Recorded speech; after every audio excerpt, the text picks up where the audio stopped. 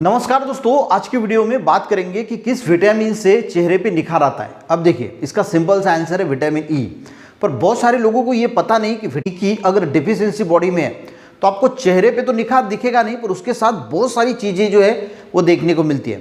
जैसे अगर vitamin E की अगर कमी हो गई बॉडी में तो आपको रेटिनोपैथी हो सकता है, यानी जो आइज़ में जो रेटिना होता है वो डैमेज हो सकता है। ये बहुत सारे लोगों को पता नहीं।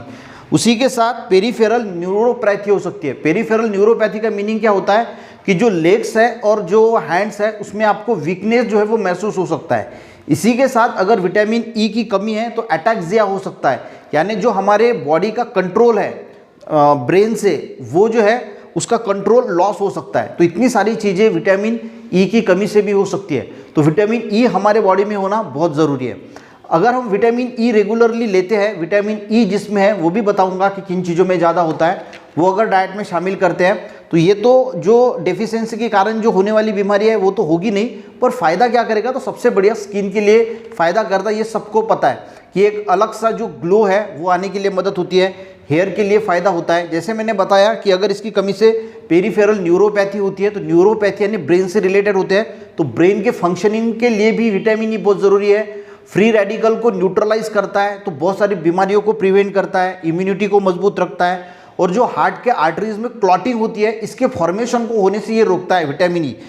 ठीक है, कैंसर को प्रिवेंट करता है, आइज़ के लिए फ़ायदेमंद है। जैसे मैंने बताया कि रेटिना डैमेज हो सकता है अगर विटामिन ई की कमी है, और सेल को जो है वो प्रोटेक्ट करता है, और सेल के प्रोटेक्शन की वजह से ही स्किन में जो है वो एक अलग सा निखार आने के लिए मदद होती है।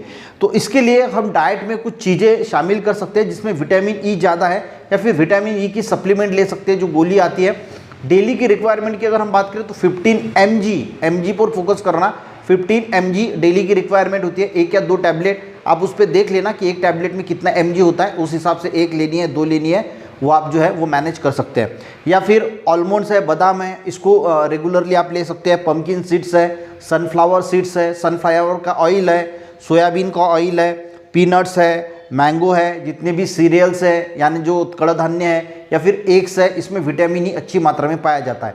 या फिर आप सप्लीमेंट भी चुन सकते हैं। सिर्फ इतना ध्यान रखना कि बॉडी के अंदर ज़्यादा नहीं जाना चाहिए, क्योंकि ज़्यादा जाता है तो उसकी भी टॉक्सिसिटी के अलग अलग फिर साइड इफेक्ट होते हैं। तो 15 mg तक जो है वो डेली आप ले सकते हैं। तो जब भी सप्लीमेंट के फॉर्म में ले लिया जाए तो देखना कि 10 mg तक जो है वो आप ले, क्योंकि 5 mg तो आपको डाइट से कहीं ना कहीं से मिल ही जाता है।